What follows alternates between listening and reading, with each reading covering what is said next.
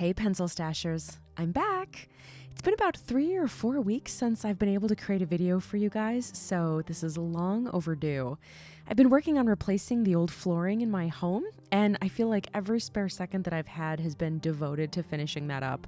So I've been covered in construction dust and debris for weeks now, and I'm in the mood to put that aside and get creative.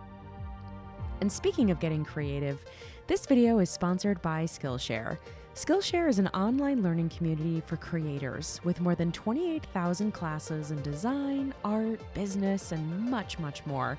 Premium membership gives you unlimited access to classes, communities, and workshops that are just right for you and your learning goals.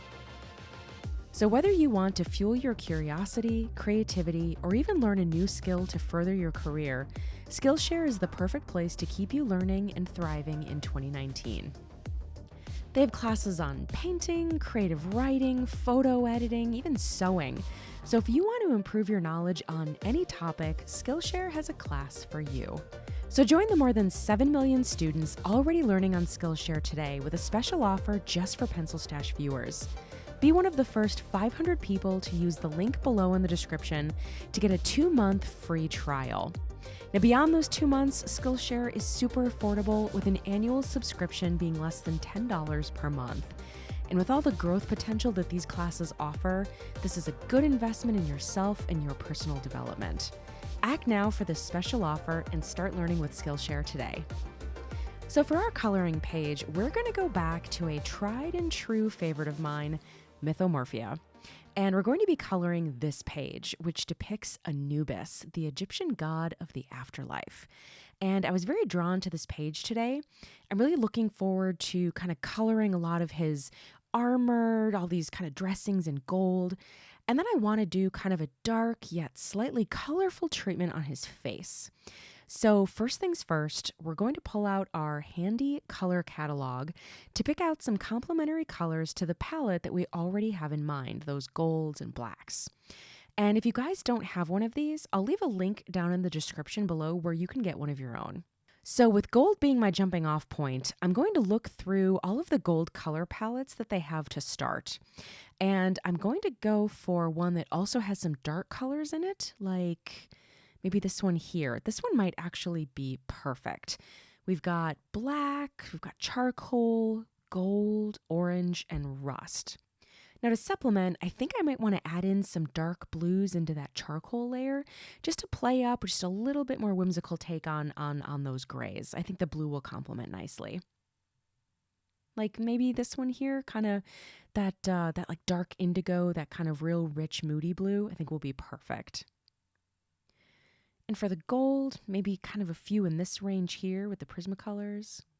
And for the orange, I can't resist using mineral orange. It's absolutely one of my favorite colors. And for the rust, maybe something in this range, kind of like this terracotta and maybe the henna. And I might even sneak in a bit of kind of a dark reddish purple in here too, just for fun. So I'll pull some of these colors that I'm thinking of using from the 3 sets of colored pencils that I use all the time, kind of always have handy. My Prismacolor Premiers, my Faber-Castells, and then my Crayola student pencils. And I'm not just going to pick one color from each category. As you know, I like to have at least 3 from each, maybe even 5 from each category, just to have some variety to pull from. And here's all the colors that I ended up pulling, keeping them in kind of this little tray just to keep handy right next to me, just so that they don't get lost amongst all my other pencils. Now, when I decide what to color first on a page, there's a few things that go into that.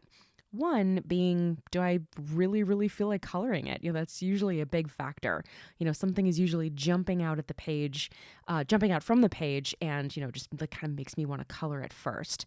But more often than not, I actually like to start with the objects that I'm 100% certain that I want a particular color. And in this case, it's gold, because it gives me a good foundation to start from. I know I want all this armor in gold, and I know that I want Anubis's face in kind of those dark colors and black. So once I have those items kind of down on the page, in those colors that I know that I want to use, I can start building around that with my other colors from my palette, just kind of based on how well these initial ones kind of went down. Now, when it comes to Anubis's face, I didn't want it to just be black and charcoal grays. I just thought that would be just a little bit too one note.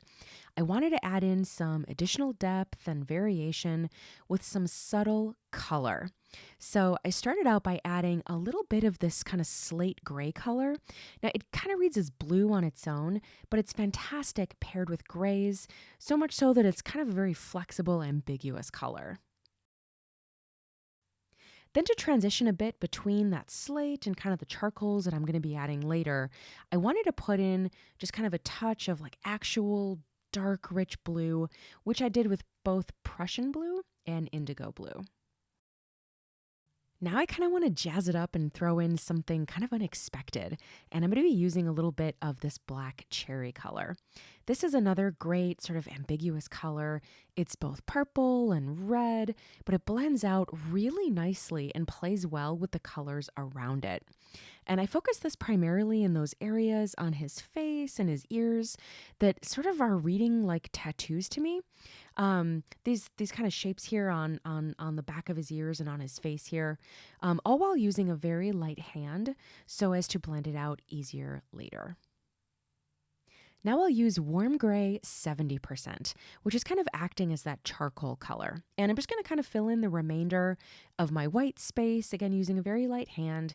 And I'm even going to add a very light layer right over top of some of the areas of color that I've already laid down, just to kind of bridge those two together.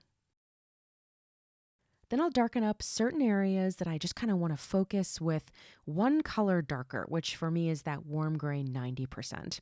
And I'm essentially using this to kind of shade or to draw attention to those features on his face, just to kind of keep it from, looking too flat.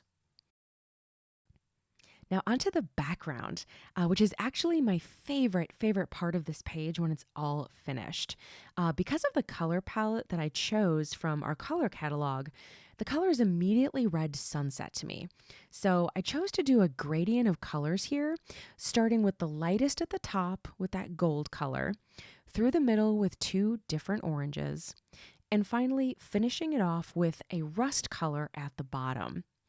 And when you're doing a gradient like this, I find it helpful to not have too straight of a line across the page showing where those colors meet. I try to keep that delineation between the colors almost invisible, and it's certainly not done with like a straight line across the page. It's best to kind of keep it fluid, keep it kind of in like a wave pattern, but very, very light. You don't want to see any transition.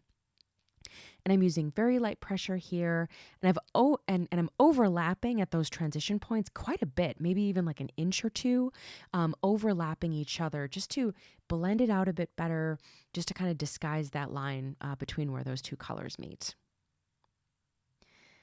And to blend it even further, a little bit of Gamsol on a cotton swab. And I'm wiping this very clean on a paper towel. So I just very, very lightly, just kind of dip it in that Gamsol, just so much, just touches the tip and it just kind of sucks it into the cotton swab fibers. And then I really blot it out with a paper towel just to get all of that saturation off. And then I blend in very soft circular strokes. And I do not want any moisture on the page. It's just there to help me blend. Now I'm going to go back into Anubis's face with just straight black to further sell those features and shadows. And you'll notice I kind of tend to bounce around a little bit while I color, moving on to another subject for a little while, kind of taking stock. And then I come back to areas when I kind of figure out what I want to do with them, or, if I get an idea of, how to improve them. And now to offset all those bright, warm colors that we've used, I'm going to mimic that same color palette and look that I used on Anubis onto these ribbons here, even kind of utilizing the blues and the black cherry color. And I did this for a couple of reasons. One, I really like how it looked, and it was really actually fun to color. And two, I wanted to spread that dark palette across the page a bit more, just to keep it balanced. I didn't want there to just kind of be a dark focus right in the middle of the page with Anubis's face. So it was kind of like to spread out a color into more than one area. Now I want to play up some of the highlights on his ears and his cheeks a bit more. So I'm actually going to use a mechanical eraser to pull up some of the color that I put down. And if you don't have one of these, it's definitely worth the like maybe $10 or so that it costs. It's just a battery operated kind of vibrating eraser. It's especially useful if you have a tendency to go kind of too dark with your colors too quickly, like I do. Now, it won't pull up color entirely, but it really, really helps, especially if you are just kind of looking to add some highlights. Now, remember I mentioned that those shapes on Anubis's ears kind of reminded me of like high-tech tattoos? Now, I want to play those up a bit more by highlighting them with my Posca pen in white. I have to get my dots and dashes in somehow. And if you guys haven't seen this, this is just it's a matte white paint pen. So you kind of have to shake it and, depress it to get the paint flowing, but it'll go right over your colored pencils and just adds a nice little flair and some fun embellishment to your work. And I really like the way that this came out.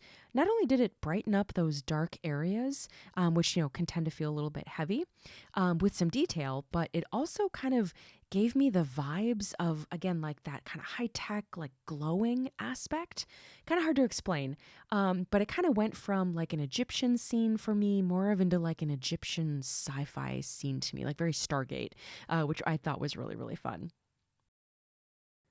All right, now I haven't really used much of the rust color from our palette, so I'm going to bring that in on these kind of wispy clouds here. But I'm only going to color against the outlines of our clouds. I'm going to leave the interior of the wisps just kind of blank in white, because when I blend it out slightly with my Gamsol later, I'm going to get a very nice effect here without having to color in the centers. It's going to look very soft. And that's kind of it. Another page in the books. Now, I have to admit, as much as I still have left to do to finish up my house project, it felt really good to take a break and just kind of spend the evening coloring. You may forget sometimes how relaxing and kind of therapeutic it can be. It's just a nice reset button. And I know that you guys feel the same way. I see it in the comments all the time. And I really hope that you enjoyed this video. If you did, hit that like button below to tell YouTube that you're enjoying my content. Don't forget to check out the link below in the description too for your chance to get 2 months of Skillshare absolutely free. That link is down below in the description. And if you'd like to see more of my PencilStash videos, you can check out my back catalog of videos on my channel. Thank you so much for watching this week. I will see you all next week. Bye.